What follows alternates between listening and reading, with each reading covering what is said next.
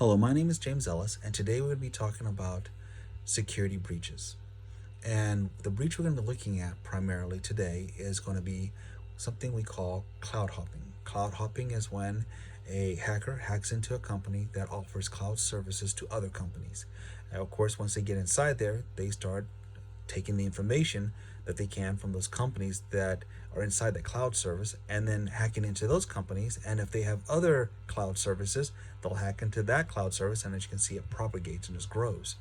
Now, the one in the US that prominently is being looked at is a company called, or a group called APT10. It's APT10. And that stands for Advanced Persistent Threat.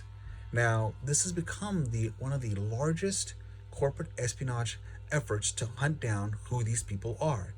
It's believed that these people are tied to the Chinese intelligence services, and that basically the type of data they're stealing is going to be intellectual property, they're going to be security clearances, and just other data from other companies that they can combine together and use for whatever reason they're using it.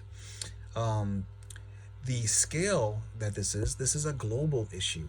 It's affecting any company that uses cloud services and the dozen or so companies that offer cloud services, such as CGI Group, which is the largest cloud offering company in Canada. You got IBM's affected by it. You got HP that's affected by it, which is now DXC, which they've spun off to Technologies, is DXC Technologies. And so you can see the scale is a global scale affecting any company that deals in the cloud, or offers cloud services or uses cloud services. Now, who are these companies? Well, these companies happen to be, like I said, businesses and government entities such as American Airlines has been affected, Deutsche Bank has been affected, Philips has been affected, GlaxoSmithKline has been affected, the Department of Interior and the U.S. Army has also been affected, not to mention the Navy, who's have had over 100,000 personal records been affected of people who are in the Navy. So, as we can see, this illustrates that this is a global issue, and it's hitting both businesses and government entities, and it's just pretty much just large. And if it's affecting us, it's affecting other regions as well.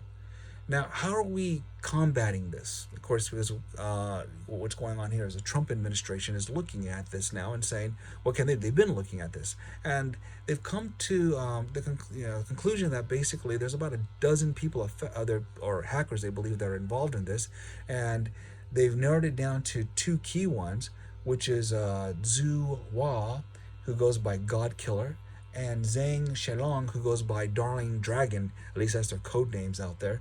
And they believe that basically, if they were caught, and if they were brought to be prosecuted, they would serve close to 27 years for conspiracy, wire fraud, and identity theft.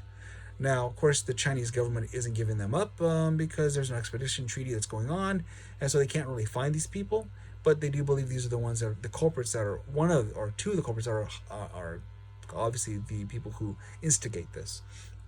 Now, to help combat this, they've turned around, and your cybersecurity companies that are out there are now working together. They're realizing they can't work in a silo.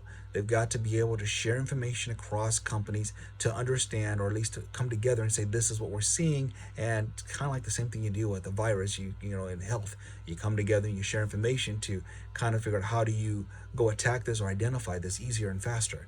The other thing that's happening is our government, Western governments, are forcing cloud companies to even now come together and start sharing information, talking to each other.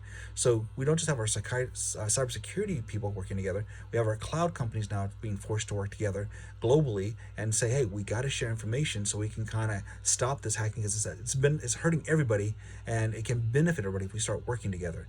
Now, over the last couple of years, this APT10 group has been quiet. They haven't really done anything. They believe they've collected a lot of data, but they're not out there just blasting it everywhere or making it obvious that they've got this data.